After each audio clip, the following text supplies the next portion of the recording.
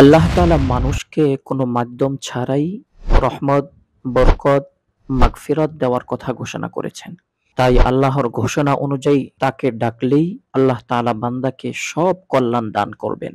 তবে আল্লাহ তাআলাকে ডাকতে, তার কাছে কোনো কিছু চাইতে কিংবা তার কাছে কোনো কল্যাণ বা নিয়ামত পেতে হলে কিছু নিয়ম অনুসরণ করতে হবে, যা আহ্বানকারী বা প্রার্থনাকারীর জন্য আবশ্যক। হাদিসে আল্লাহর কাছে দোয়া করার ক্ষেত্রে দুটি বিষয়ের প্রতি গুরুত্ব দেওয়ার কথা বলা হয়েছে। তা হলো হযরত আবু সাঈদ খুদরি রাদিয়াল্লাহু তাআলা আনহু থেকে বর্ণিত, রাসূলুল্লাহ সাল্লাল্লাহু আলাইহি ওয়াসাল্লাম ইরশাদ করেন, মুসলমান যখন অন্য কোনো মুসলমানের জন্য দোয়া করে যার মধ্যে কোনরূপ গুনাহ বা আত্মীয়তার সম্পর্ক ছিন্ন করার কথা থাকে না, আল্লাহ তাআলা এই দোয়ার বিনিময়ে তাকে তিনটির যে কোনো একটি দান করে থাকেন।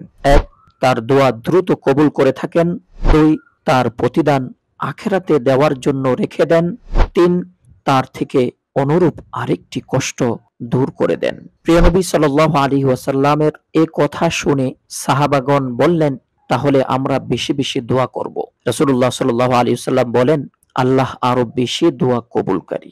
মুসনাদে আহমদ। এই হাদিসে বর্ণিত উল্লেখিত শর্তসমূহের সঙ্গে অন্য হাদিসে বর্ণিত তিনটি শর্ত রয়েছে, যা শুধু দোয়া কবুল নয় বরং সব ইবাদত কবুলের পূর্ব শর্ত করা হয়েছে। তা হলো, এক, দোয়াকারীর খাদ্য, পানীয় ও পোশাক পবিত্র হতে হবে, অর্থাৎ হারাম অর্থ ব্যয়ে না হওয়া।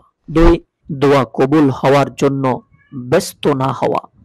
তিন, দোয়ার সময় উদাসীন বা বেখেয়াল না হওয়া এবং দোয়া কবুলের ব্যাপারে দৃঢ় আশাবাদী হওয়া। মনে রাখা জরুরি, আল্লাহর কাছে দোয়া কবুল করতে বা ধর্ণা দিতে কোনো মাধ্যমের প্রয়োজন হয় না, বরং নিজের অন্যায় বা গুনাহের জন্য নিজেই আল্লাহর কাছে ক্ষমা চাওয়া।